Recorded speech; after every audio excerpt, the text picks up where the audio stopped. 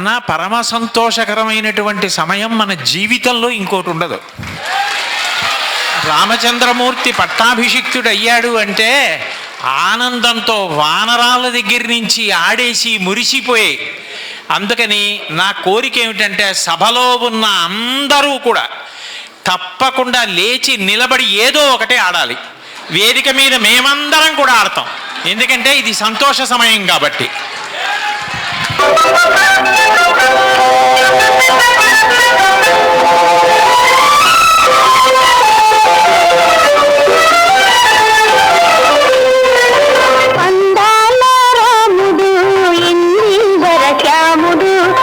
కులాబ్ది సోముడు ఎందువలన దేముడు అందాల రాముడు ఇన్ని వరకాముడు కులాబ్ది సోముడు ఎందువలన దేముడు ఎందువలన దేముడు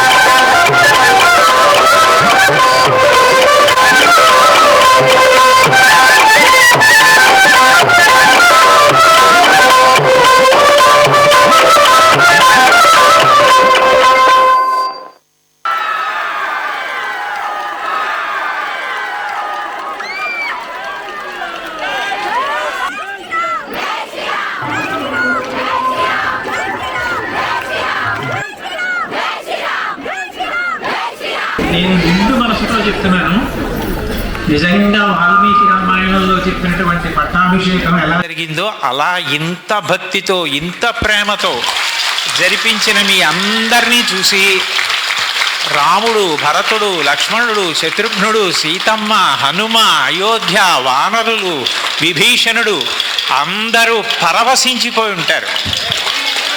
ఇవాల్టి రోజు ఇది విశాఖపట్నం కాదు, అయోధ్య. అంతా గొప్పగా జరిగింది, పరమ సంతోషం. మీ అందరికీ కూడా సోమనాథ్ గారు ప్రసాదాలు ఏర్పాటు చేశారు. ఎక్కడెక్కడ పెట్టారండి? ఇలా 6-7 కౌంటర్లు పెట్టారట. నా కోరిక ఏమిటంటే తోసుకోకుండా చక్కగా అందరూ సంతోషంగా క్రమశిక్షణగా ప్రసాదం తీసుకుని బయలుదేరండి. కార్యక్రమం ఇక్కడితో పూర్తయినట్టుగా ప్రకటిస్తున్నాం.